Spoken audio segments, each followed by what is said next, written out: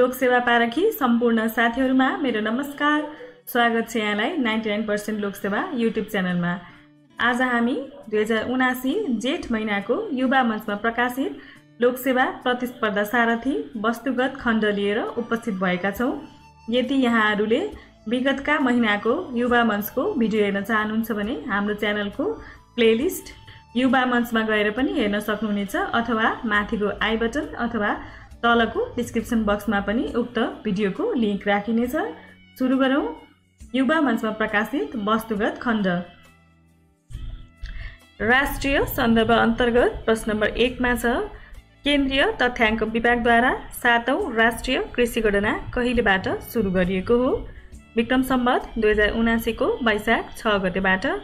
गणनाका लागि तय गरिएको समय अवधि 2079 वैशाख 6 गतेदेखि जेठको 19 गतेसम्म रहेको थियो। यो कृषि गणना नेपालको 7औं कृषि गणना हो।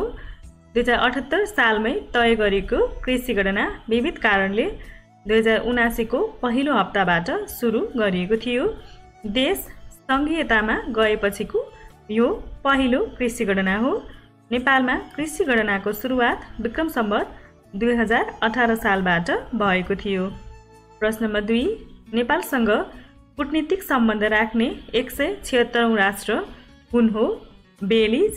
प्रश्न नम्बर 3, अन्तर्राष्ट्रिय नागरिक उड्डयन संगठन आइकाओ का अनुसार नेपालको हवाई सुरक्षा स्कोर कति रहेको छ? 70.1%। यो स्कोर नेपाली उड्डयन इतिहासमा हालसम्मकै उच्च रहेको छ। यसअघि गरिएको अन साइट भ्यालिडेसन अडिट अनुसार नेपालको सुरक्षा स्कोर 66.76% रहेको थियो। सन् 2022 मा गरिएको अडिटमा सुरक्षा स्कोर 3.34 बिन्दुले बढेर 70.1% पुगेको छ। आइकाओको विश्वको औसत परिपालना दर 67.2 र एसिया प्रशान्त क्षेत्रको औसत परिपालना दर 61.4% रहेको छ। सन् 2013 को अडिटमा नेपालको सुरक्षा स्कोर ग्लोबल औसत परिपालना दर भन्दा तल आउँदा आइकाओले सिग्निफिकेन्ट सेफ्टी कन्सर्न जारी गरेकोमा सन् 2017 को अडिटपछि एसएससी हटाएको थियो। नेपाल EU को कालो सूचीबाट भने अझै हटेको छैन। प्रश्न नम्बर 4, मेलम्चीको पानी काठमाडौँ उपत्यकामा वितरणको सुरुवात कहिले गरिएको हो? विक्रम सम्वत 2079 को वैशाख 11 गतेबाट। पानीको गुणस्तर परीक्षण पूरा गरी पिउन योग्य बनाएर वितरण सुरु गरिएको खानेपानी मन्त्रालयले जनाएको थियो। 2078 चैत्र 29 गते मेलम्ची खोलाको पानी सुन्दरी जल स्थित प्रशोधन केन्द्रमा पथान्तरण गरिएको थियो। अब प्रश्न नम्बर 5, विक्रम सम्वत 2079 मा सरकारले हालै कुन क्षेत्रलाई संरक्षित स्मारक क्षेत्र घोषणा गर्यो? कपिल वस्तुको तिरोडाकोट क्षेत्रलाई। प्रश्न नम्बर 6, विश्व स्वास्थ्य संगठनका निर्देशक टेड्रोस 3 दिने नेपाल भ्रमणका लागि कहिले आएका थिए? विक्रम सम्वत 2079 को वैशाख 8 देखि 10 गतेसम्म। तदनुसार सन् 2022 अप्रिलको 21 देखि 23 तारिकसम्म टेड्रोसका साथ विश्व स्वास्थ्य संगठनका दक्षिण पूर्व एसिया कार्यालयका क्षेत्रीय निर्देशक डाक्टर पूनम क्षेत्रपाल सिंह एवं संगठनका अन्य विशिष्ट उच्चाधिकारी पनि नेपाल आउनुभएको थियो।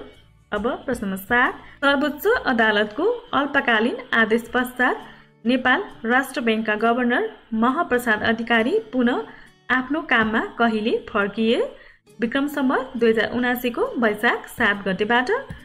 विक्रम सम्वत 2078 चैत्र 24 गतेको मन्त्री परिषद बैठकले गभर्नर विरुद्ध छानबिनका लागि सर्वोच्च अदालतका पूर्व न्यायाधीश पुरुषोत्तम भण्डारीको अध्यक्षतामा जाँचबुझ समिति गठन गरेसँगै स्वतः निलम्बनमा परेका गभर्नर अधिकारी सर्वोच्च अदालतको आदेशपछि वैशाख 7 मा पुनः नियमित जिम्मेवारीमा फर्किएका थिए। सरकारको निर्णय विरुद्ध गभर्नर अधिकारीले 4 वैशाखमा सर्वोच्च अदालतमा रिट निवेदन दायर गरेका थिए। सोही निवेदनमाथि 6 वैशाखमा प्रारम्भिक सुनुवाई गर्दै सर्वोच्च अदालतले सो आदेश जारी गरेको हो।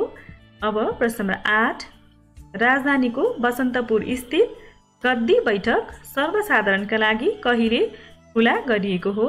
विक्रम सम्वत 2078 को चैत्र 15 गतेबाट गद्दी बैठक सर्वसाधारणका लागि खुला भएसँगै नेपाली नागरिक मात्र नभई विश्वभरका पर्यटकले शाहकालीन राजाको इतिहासका साथै अन्य दस्तावेजबारे जान्ने अवसर पाउने भएका छन्। प्रश्न नम्बर 9, नेपालको संविधानले नेपालमा कति तहको राज्य संरचना कायम गरेको छ? 3 तह। 3 तहमा सङ्घ, प्रदेश र स्थानीय तह रहेका छन्। अब प्रश्न नम्बर 10, वर्तमान संविधान अनुसार केन्द्रमा बढीमा 25 सदस्यीय मन्त्री परिषद गठन गर्न सकिने प्रावधान रहेको छ भने प्रदेश मन्त्री परिषद सम्बन्धमा के प्रावधान रहेको छ? समावेशी सिद्धान्त बमोजिम प्रदेश सभाका कुल सदस्य संख्याको 20% भन्दा बढी नहुने गरी प्रदेश मन्त्री परिषद गठन गरिने प्रावधान। अब प्रश्न नम्बर 11, राष्ट्रिय खाद्य ब्याङ्कको उद्घाटन कहिले गरियो? विक्रम सम्वत 2078 को वैशाख 2 गते नयाँ बानेश्वरमा प्रधान कार्यालय रहेको राष्ट्रिय खाद्य ब्याङ्कको नारा पोषिलो आहारका लागि दिगो कृषि रहेको छ। अब प्रश्न नम्बर 12, प्रदेश र स्थानीय तहले प्राप्त गर्ने वित्तीय हस्तान्तरणको परिमाण सिफारिस गर्ने संवैधानिक निकाय कुन हो? राष्ट्रिय प्राकृतिक स्रोत तथा वित्त आयोग। प्रश्न नम्बर 13, नेपालमा सरसफाई सप्ताह कहिलेदेखि मनाउन थालिएको हो? विक्रम सम्वत 2056 देखि। अब प्रश्न नम्बर 14, प्रमुख निर्वाचन आयुक्त वा निर्वाचन आयुक्तको पदमा नियुक्तिका लागि आवश्यक पर्ने न्यूनतम शैक्षिक योग्यता कति हो? स्नातक तह। प्रश्न नम्बर 15, सर्वप्रथम नगरगान घोषणा गर्ने नगरपालिका कुन हो? रूपन्देहीको तिलोत्तमा नगरपालिका। प्रश्न नम्बर 16, नेपालमा डिटिएच प्रविधिको सुरुवात कहिलेबाट भएको हो? सन् 2010। डिटिएच अर्थात् डाइरेक्ट टु होम। प्रश्न नम्बर 18, नेपालमा महिला शिक्षाको सुरुवात कुन प्रधानमन्त्रीको पालादेखि भएको हो? वीर शमशेर। प्रश्न नम्बर 19, केन्द्रीय ब्याङ्कका रूपमा नेपाल राष्ट्र ब्याङ्कको स्थापना कहिले भएको हो? विक्रम सम्वत 2013 को वैशाख 14 गते। प्रश्न नम्बर 20, नेपाल सरकारले पूर्वाधार सहितका सहर विकास गर्ने उद्देश्यले सञ्चालनमा ल्याउन थालेको कार्यक्रम कुन हो? एकीकृत सहरी विकास योजना। सरकारले योजनाबद्ध ढङ्गले सहरको विकास गर्ने योजनासहित 185 वटा नगरपालिकामा एकीकृत सहरी विकास योजना लागू गर्ने भएको छ। हाल नेपालमा 753 स्थानीय तहमध्ये महानगरपालिका, उपमहानगरपालिका र नगरपालिकाको सङ्ख्या 293 र गाउँपालिकाको सङ्ख्या 460 रहेको छ। प्रश्न नम्बर 21, एसियाली विकास ब्याङ्कले सन् 2022 अप्रिल 6 मा सार्वजनिक गरेको प्रतिवेदन अनुसार सन् 2022 मा नेपालको आर्थिक वृद्धि दर कति हुने प्रक्षेपण छ? 3.9%। एडिबीले सन् 2023 मा नेपालको आर्थिक वृद्धि दर 5% पुग्ने अनुमान गरेको छ। एडिबीका अनुसार सन् 2022 मा कृषि क्षेत्रको वृद्धि दर 1.3% रहनेछ। रोपाइका बेला पर्याप्त वर्षा भए पनि धान थन्क्याउने बेला भएको वर्षाले क्षति पुर्याउँदा धान उत्पादन 9%ले घट्न पुगेको छ। उद्योग क्षेत्र 4.1% र सेवा क्षेत्र 5.2%ले बढ्ने प्रक्षेपण रहेको छ। अघिल्लो आर्थिक वर्षको 6.2% बाट घटेर सन् 2021 मा 3.6% कायम रहेको मुद्रास्फीति यो वर्ष 6.5% पुग्ने एडिबीको अनुमान रहेको छ। एडिबीका अनुसार सन् 2022 मा नेपालको चालु खाता घाटा 9.7%ले बढ्ने अनुमान रहेको छ। कोभिड-19 महामारी कम हुँदै गएकाले पुनरुत्थानको क्रममा रहेको विश्व अर्थतन्त्र रुस युक्रेन युद्धले अनिश्चितता थपेको एडिबीको निष्कर्ष रहेको छ। अब अन्तर्राष्ट्रिय सन्दर्भ प्रश्न नम्बर 22 मा बहुक्षेत्रीय प्राविधिक तथा आर्थिक सहयोगका लागि बंगालको खाडीको प्रयास अर्थात् बिमस्टेकको 5औं सम्मेलन कहिले र कहाँ सम्पन्न भएको हो? सन् 2022 को मार्च 30 मा श्रीलङ्कामा। कोलम्बो सम्मेलन भौतिक र अभौतिक अर्थात् हाइब्रिड मोडमा सञ्चालन भई सम्पन्न भएको। सम्मेलनमा नेपालका तर्फबाट प्रधानमन्त्री शेरबहादुर देउवाद्वारा काठमाडौँबाट अभौतिक रूपमा सम्बोधन गरियो भने परराष्ट्र मन्त्री डाक्टर नारायण खड्का सहितको नेपाली प्रतिनिधिमण्डल कोलम्बो पुगेर सम्मेलनमा सहभागिता जनाएको थियो। सम्मेलनमा निम्न 3वटा नयाँ सम्झौतामा नेपालले हस्ताक्षर गरेको छ। उक्त सम्झौताहरू निम्न अनुसार रहेका छन्। 1 मा अपराधिक मामिलामा पारस्परिक कानुनी सहायता सम्बन्धी बिमस्टेक महासन्धि। 2 मा प्रविधि सुविधा स्थापना सम्बन्धी ज्ञापन पत्र र 3 मा बिमस्टेक सदस्य राष्ट्रका कूटनीतिक प्रतिष्ठान एवं प्रशिक्षण संस्थाबीच सहयोग सम्बन्धी समझदारी पत्र। विगत 3.5 वर्षदेखि श्रीलङ्काको नेतृत्वमा रहेको बिमस्टेकको अध्यक्षता यही सम्मेलनदेखि थाइल्यान्डलाई हस्तान्तरण गरिएको छ। नेपाल सहित भारत, बङ्गलादेश, भुटान, श्रीलङ्का, म्यानमार र थाइल्यान्ड सदस्य रहेको बिमस्टेकले विश्वको झन्डै 23% आबादी समेट्छ। सन् 1997 मा ब्याङ्कक घोषणापत्र जारी गर्दै बिमस्टेकको स्थापना भएको थियो। अब प्रश्न नम्बर 23, WTO को प्रमुखमा नियुक्त हुन सफल पहिलो महिला को हुनुहुन्छ? नाइजेरियाकी पूर्व अर्थमन्त्री एनगोजी एकोन्जे इबोला WTO को इतिहासमै पहिलो महिला प्रमुख हुन सफल हुनुभएको ओकोन्जे उक्त पदमा पुग्ने पहिलो अफ्रिकी पनि हुनुहुन्छ। ओकोन्जोले 2021 मार्च 1 देखि कार्यभार सम्हाल्नु भएको र उहाँको कार्यकाल सन् 2025 को अगस्त 31 सम्म रहनेछ। सन् 1995 मा WTO को स्थापना भएपछि ओकोन्जे कार्यकारी निर्देशक हुने 7औं व्यक्ति हुनुभएको छ। 1 वर्ष कार्यकाल रहँदै तत्कालीन कार्यकारी निर्देशक रोबर्टो अजिभेडोले राजीनामा गरेपछि WTO मा नयाँ प्रमुखको नियुक्ति हुन सकेको थिएन। विश्वव्यापी रूपमा फैलिएको कोरोना भाइरसका कारण उत्पन्न आर्थिक सङ्कटबाट मुलुकलाई राहत प्रदान गर्न WTO को काँधमा ठूलो जिम्मेवारी रहेको थियो। प्रश्न नम्बर 24, साइलेन्ट स्प्रिङ नामकका वातावरणसँग सम्बन्धित पुस्तकका लेखक को हुन्? र्याकेल कार्सन। प्रश्न नम्बर 25, नाइजेरियामा क्रियाशील विद्रोही समूह बोको हराम हो भने प्यालेस्टाइनमा क्रियाशील विद्रोही समूह कुन हो? हमास। त्यसैगरी अफगानिस्तानमा तालिबान, यमनमा हुथी, इराक र सिरियामा ISIS, सोमालियामा अल-शबाब नामक विद्रोही समूहहरू रहेका छन्। प्रश्न नम्बर 26, बेजिङ प्लस सम्मेलन केसँग सम्बन्धित छ? महिला विकाससँग सम्बन्धित। प्रश्न नम्बर 27, सन् 2019 सेप्टेम्बरमा ताइवानसँगको कूटनीतिक सम्बन्ध तोड्ने प्रशान्त महासागरीय मुलुक कुन हो? सोलोमन द्वीप। सोलोमनले आफ्नो कूटनीतिक सम्बन्ध चीनसँग जोडेको छ। अमेरिका र अस्ट्रेलियाको बीचमा अवस्थित सोलोमन द्वीप चीनका लागि रणनीतिक महत्त्वको मुलुकको रूपमा रहेको छ। प्रशान्त महासागर क्षेत्रमा सोलोमन द्वीप ताइवानको ठूलो गठबन्धन मुलुक थियो। ताइवानलाई कूटनीतिक मान्यता दिने विश्वभर 16वटा मुलुक मात्र बाँकी रहेका, जसमा प्रशान्त क्षेत्रका साना 5वटा राष्ट्रहरू छन्।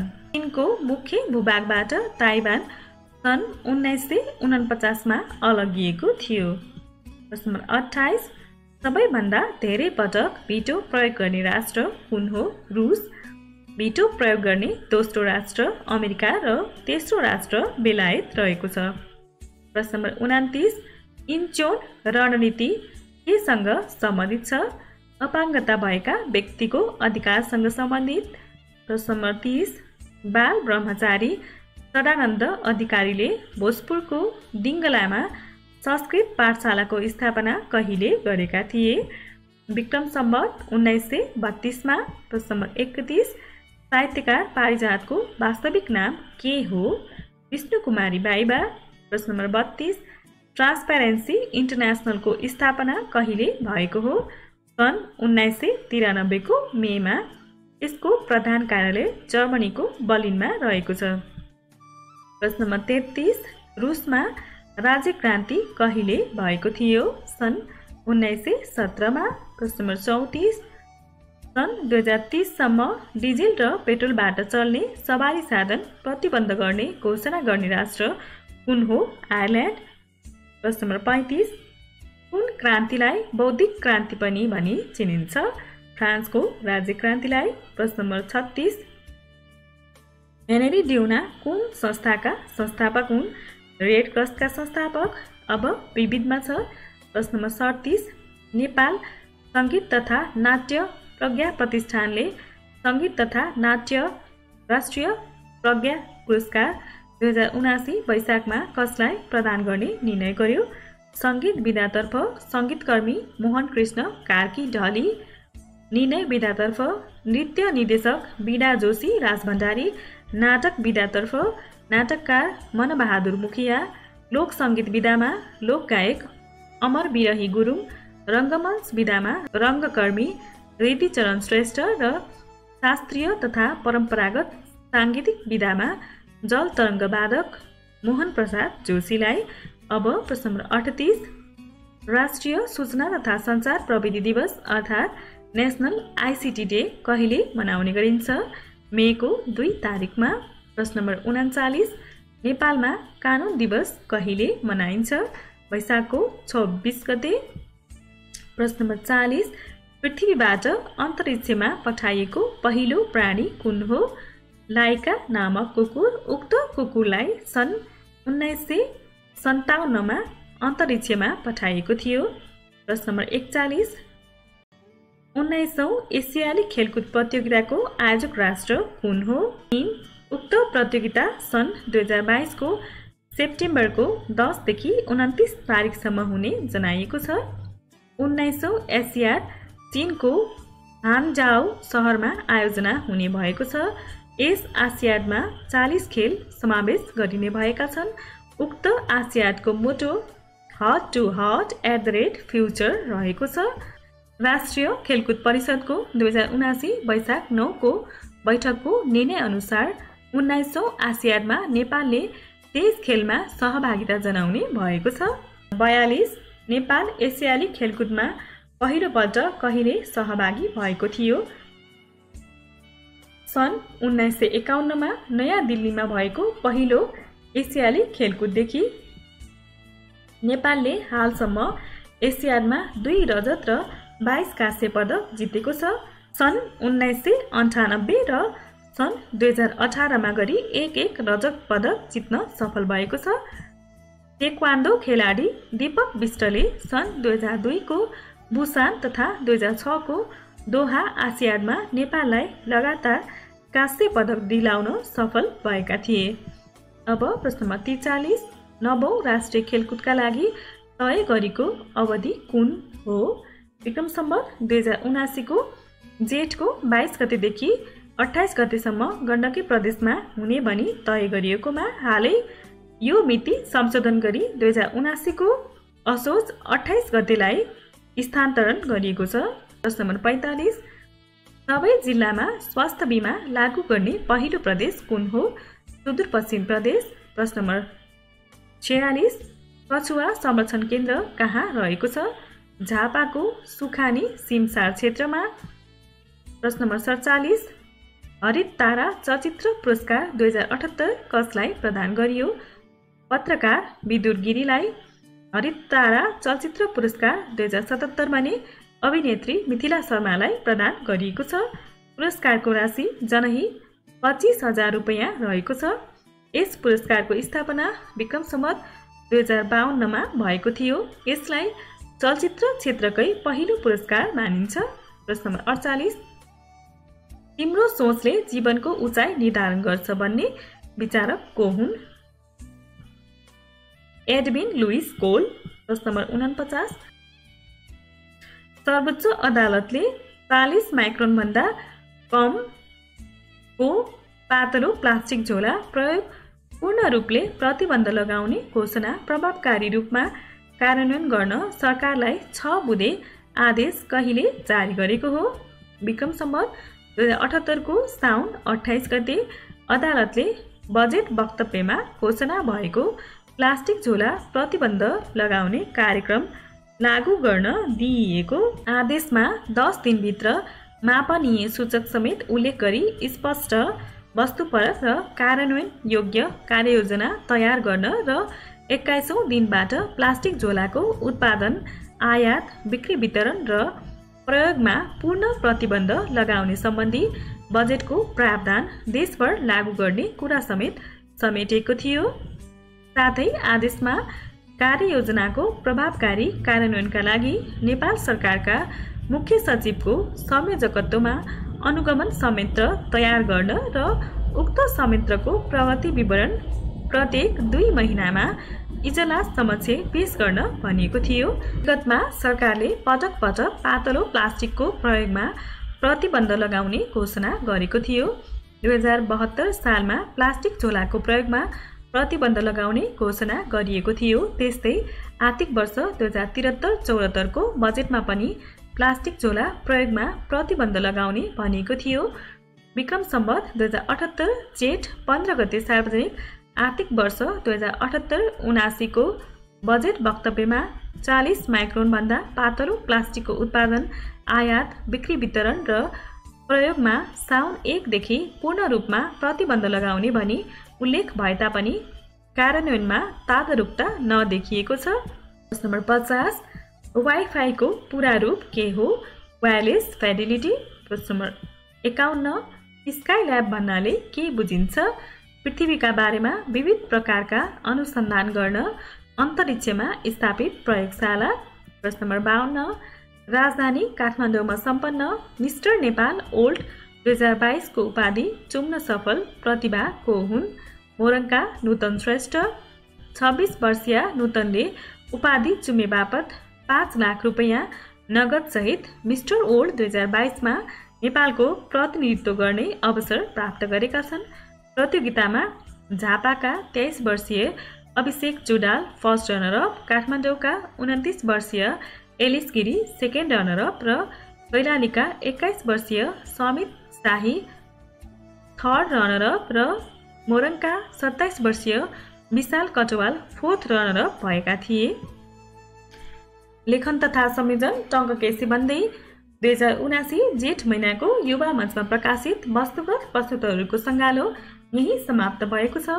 यहाँहरूको समय निरन्तर अध्ययनमा बितिरहेको छ भन्ने आशाको साथ आजको लागि बिदा हुन चाहन्छु। हस्त, धन्यवाद।